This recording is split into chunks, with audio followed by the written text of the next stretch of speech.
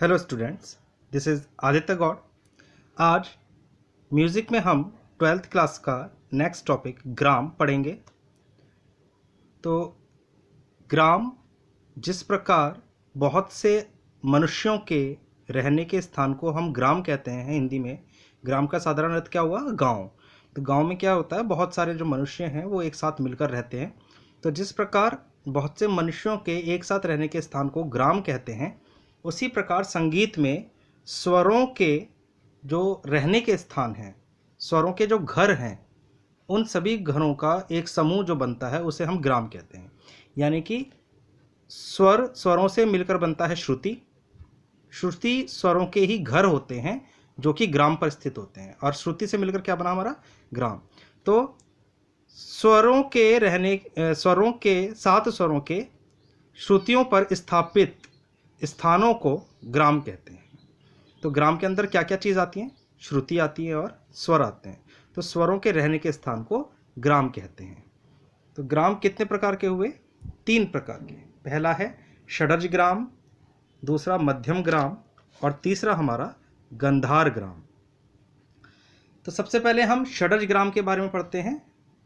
तो षडज ग्राम में हम सबसे पहले एक टेबल बनाते हैं। टेबल हम कैसे बनाएंगे? पहले हमने लिखा सा, फिर उसके नीचे रे और उसके नीचे गा। पहले ये 3 स्वर नीचे लिख लिए लाइन में, सा रे गा। और फिर गा के बाद उससे राइट हैंड साइड में, सा से राइट हैंड साइड में स्टार्ट करेंगे। गा के बाद आता है मा पा, तो सा रे गा मा पा, और उसके बाद फिर हमने नीचे स्टार्ट किया धा नी।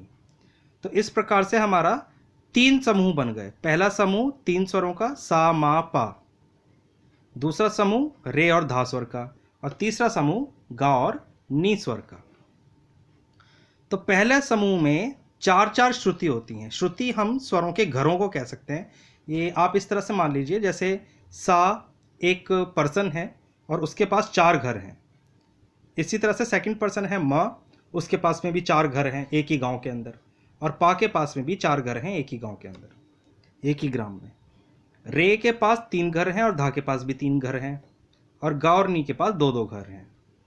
तो इन घरों को हम संगीत की भाषा में बोलेंगे श्रुति। तो सा मा पा, इन तीनों स्वरों में 4-4 श्रुति हैं।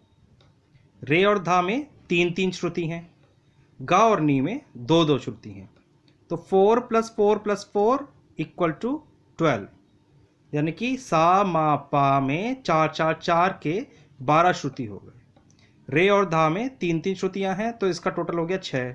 और गा नी के पास 2-2 श्रुति हैं, तो इसका टोटल हो गया हमारा 4।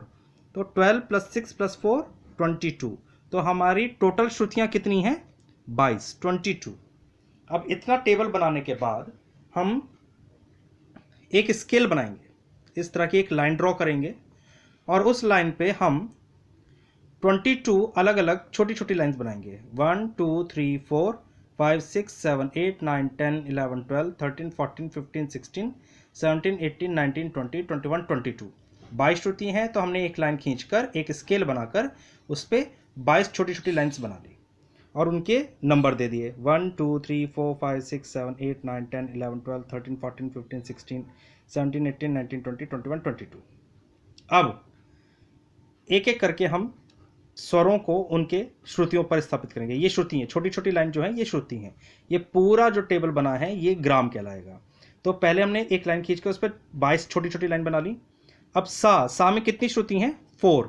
तो हमने स्टार्टिंग से काउंट करना शुरू किया, 1 2 3 4। तो 4 को हमने लाइन को लंबा कर दिया और उसके ऊपर लिख दिया सा। सा के बाद आता है रे। तो रे में कितनी श्रुति हैं? 3। तो 4 से आगे 3 काउंट किया, 1 2 3। तो यहां पे 4 के बाद जो तीसरी लाइन यहां पर आई है उसको लंबा करके यहां पे हमने लिख दिया रे। रे के बाद स्वर आता है गा। तो गा में कितनी श्रुति हैं? 2 श्रुति। तो रे से आगे 2 लाइन हमने काउंट करी, 1 2। तो इस लाइन को लंबा करके हमने लिख दिया गा। गा के बाद मा। तो मा में कितनी श्रुति हैं? 4। तो गा से आगे हमने 4 काउंट किया, 1 2 3 4। तो इसको लंबा करके हमने यहाँ लिख दिया मा। मा के बाद आता है पा। तो पा से आगे 4 काउंट किया, 4 श्रुतियाँ क्योंकि इसमें भी, 1 2 3 4। तो इसको हमने लंबा करके यहाँ लिख दिया पा। फिर स्वर आता है धा, पा के बाद स्वर आता है धा। तो धा में कितनी श्रुति हैं? 3। तो पा से आगे 3 लाइन को हमने काउंट किया, 1 2 3, इसको लंबा करके हमने यहाँ लिख दिया धा। उसके बाद लास्ट में स्वर आता है नी। तो नी में कितनी श्रुति हैं हमारी? 2। तो धा से आगे हमने 2 श्रुति काउंट करी, 1 2। तो इसको हमने यहाँ पे लाइन लंबा करके यहाँ लिख दिया नी। अब देखिए सा कौन सी श्रुति पर है? चौथी श्रुति पर। इसको हमने सर्कल कर लिया। सा कौन सी श्रुति पर है? चौथी श्रुति पर। रे 7वीं श्रुति पर। गा 9वीं श्रुति पर। मा 13वीं श्रुति पर। पा 17वीं श्रुति पर। धा 20वीं श्रुति पर और नी 22वीं श्रुति पर। तो इस तरह से ये हमारे अलग अलग श्रुतियाँ निकल के आ गई। तो हम इनके ऊपर भी यहाँ लिख सकते हैं। सा कौन सी श्रुति पर है? चौथी पर। रे 7वीं श्रुति पर। गा 9वीं श्रुति पर। मा 13वीं श्रुति पर। पा 17वीं श्रुति पर। धा 20वीं श्रुति पर और नी 22वीं श्रुति पर। तो इस तरह से ये जो टेबल आपकी पूरी बनी है ये हमारी किस में आती है? षडजग्राम में। ये षडजग्राम कहलाता है। तो इसमें आपके MCQ क्वेश्चन आ सकते हैं कि षडजग्राम में प स्वर कौन सी श्रुति पर है? तो आप लिखेंगे 17वीं श्रुति पर। 17वीं पे इसमें ऑप्शन होगा, उस पर आप टिक लगा देंगे। ये याद रखेंगे, षडजग्राम में पा स्वर जो है वो 17वीं श्रुति पर है, माँ 13वीं श्रुति पर है। तो इस तरह से आपको श्रुतियों के नंबर आपको याद करने हैं। आप ये टेबल याद कर लीजिए तो आपको ये श्रुतियों की टेबल अच्छे से याद हो जाएगी। दूसरा होता है हमारा मध्यम ग्राम। तो मध्यम ग्राम में केवल एक डिफरेंस है, षडजग्राम में और मध्यम ग्राम में एक डिफरेंस है। जब वो डिफरेंस क्रिएट हो जाएगा तो आपका वो मध्यम ग्राम बन जाएगा। देखिए षडजग्राम में पा स्वर जो है वो कौन सी श्रुति पर है? 17वीं श्रुति पर।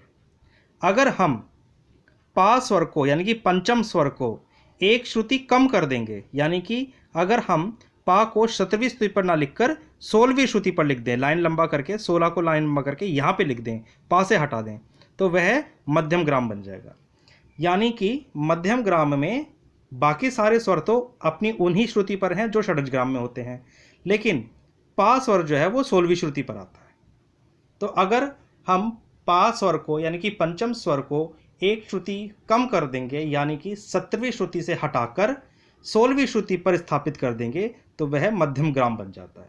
इसमें सिर्फ इतना ही आपका डिफरेंस है। इसमें कोई टेबल आपको नहीं बनानी, सिर्फ आपको थ्योरी में ये लिख कर आना है कि मध्यम ग्राम में हम पंचम स्वर को एक श्रुति कम करके लिखते हैं, यानी कि 17वीं श्रुति से हटाकर 16वीं श्रुति पर उसको लिख देते हैं, तो वह मध्यम ग्राम बन जाता है। इसके बाद लास्ट में आता है आपका गंधार ग्राम। तो गंधार ग्राम बहुत इजी है क्योंकि इसके बारे में कोई भी थ्योरी कोई किसी भी बुक में नहीं मिलती है। ये अति प्राचीन ग्राम है, यानी कि बहुत पौराणिक ग्राम है, और इसे ये कहते हैं कि ये देवताओं द्वारा गाया और बजाया जाता था। तो जैसे देवता जो है इनके साथ ही ये, जैसे देवता जो है वो स्वर्ग में स्थापित हो गए, स्वर्ग में चले गए, उनके साथ ही गंधार ग्राम भी देवताओं के साथ, गंधर्व लोगों के साथ, गंधर्व के साथ स्वर्गलोक में स्थापित हो गया।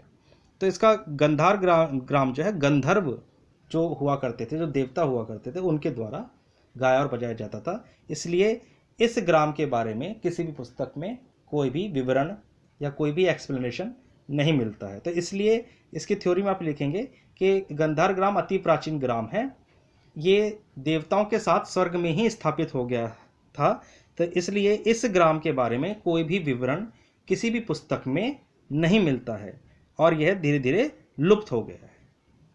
तो ग्राम में आज सिर्फ इतना ही था। इस टॉपिक को आप अच्छे से याद कीजिए, इसमें आपके MCQ क्वेश्चंस भी आ सकते हैं और आपका 2 मार्क्स में या 6 मार्क्स में भी आपका ये क्वेश्चन आ सकता है थ्योरी में। तो आज का टॉपिक यहीं फिनिश होता है। Thank you.